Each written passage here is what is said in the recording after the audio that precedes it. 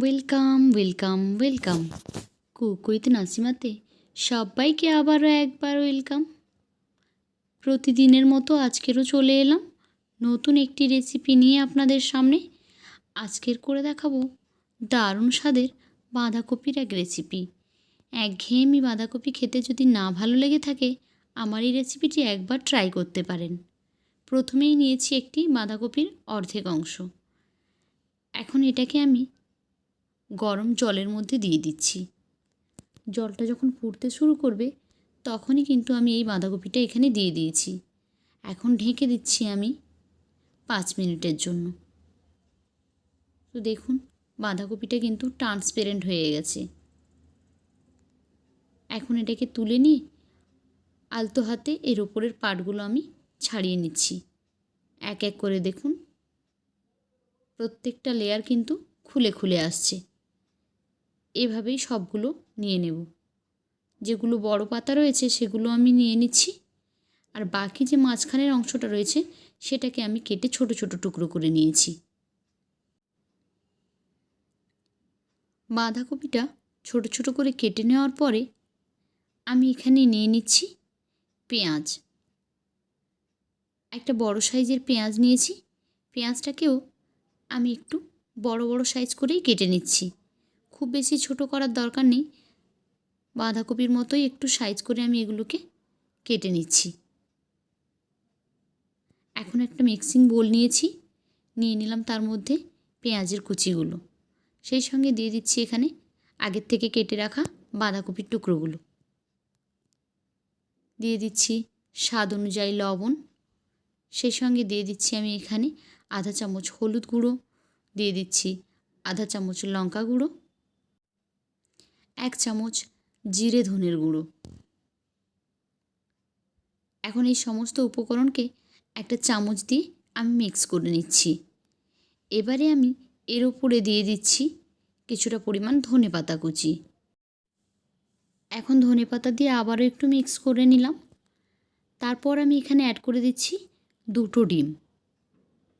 ডিম দিয়ে আবারও খুব ভালোভাবে মিক্স করে নিলাম। মিক্স করা হয়ে গেছে। এবারে যে বাঁধাকপির পাতাগুলো আমরা আগে খুলে রেখেছিলাম, সেই পাতাগুলো একটা প্লেটের উপরে বিছিয়ে তার মধ্যে দিয়ে দিলাম এই পুরগুলো। এখন দুটো সাইড থেকে এভাবে একটু মুড়ে দিচ্ছি। তারপর সামনের দিকটাও মুড়ে দিলাম। পেছনের দিকটা কিন্তু দেখুন খোলাই রয়েছে। একই রকমভাবে আমি এখানে সবগুলো তৈরি করে নিচ্ছি। গ্যাসে একটি কড়াই বসিয়ে দিয়েছি, দিয়ে দিলাম সাদা তেল। এখন যে বাঁধাকপির পুরগুলো ভরে রেখেছিলাম সেগুলো এবারে কড়াইতে দিয়ে দিচ্ছি। এখন এটাকে ঢেকে দিচ্ছি 2 মিনিটের জন্য। একটা সাইড যখন ফ্রাই হয়ে যাবে তখন আমরা এইভাবে উল্টে দেব। যেহেতু ডিম দেওয়া আছে সেই জন্য পুরগুলো কিন্তু কিছুতেই বাইরে আসবে না। উল্টে পাল্টে এগুলোকে ভেজে তুলে নিচ্ছি। এগুলো যদি একটু গোল্ডেন ব্রাউন করে ভাজা যায় এমনিতেই কিন্তু স্ন্যাক্স হিসেবে খাওয়া যেতে পারে, কিন্তু আমি এটাকে রান্না করব। এখন একই কড়াইতেই আমি দিয়ে দিচ্ছি আবারও অল্প একটু তেল। তার মধ্যে দিয়ে দিলাম একটা দারচিনির টুকরো, 2টো এলাচ। এলাচটা মুখ ফাটিয়ে দিয়েছি। এবারে আমি এখানে দিয়ে দিচ্ছি পেঁয়াজ বাটা। এখানে আমি একটা মিডিয়াম সাইজের পেঁয়াজকে মিক্সিতে পেস্ট করে নিয়েছি, সেটাই দিয়ে দিলাম এখানে। কিছুক্ষণ নাড়াচাড়া করে নিচ্ছি। তার মধ্যে দিয়ে দিলাম 1 চামচ আদা রসুনের বাটা। আদা রসুন আর পেঁয়াজের পেস্টটাকে খুব ভালোভাবে কষিয়ে নিচ্ছি যতক্ষণ না আদা রসুনের কাঁচা গন্ধটা চলে যাচ্ছে ততক্ষণ পর্যন্ত। এবারে দিয়ে দিলাম এখানে 1 চামচ হলুদ গুঁড়ো, দিয়ে দেবো আমি 1 চামচ লঙ্কা গুঁড়ো। এখন নাড়াচাড়া করে মশলাটাকে কষিয়ে নিচ্ছি।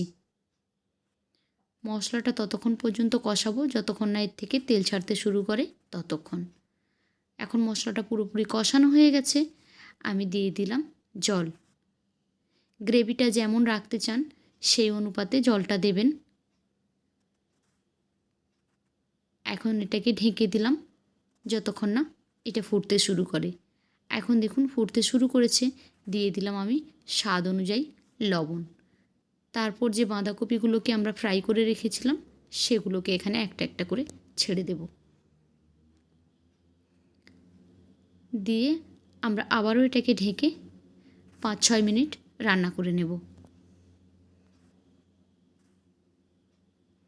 তো দেখুন রান্নাটা আমার এখন একেবারেই কমপ্লিট হয়ে গেছে। গ্রেভিটাও একদম ঠিক হয়ে গেছে। ভীষণই সুস্বাদু এই রেসিপি, অবশ্যই একবার ট্রাই করবেন।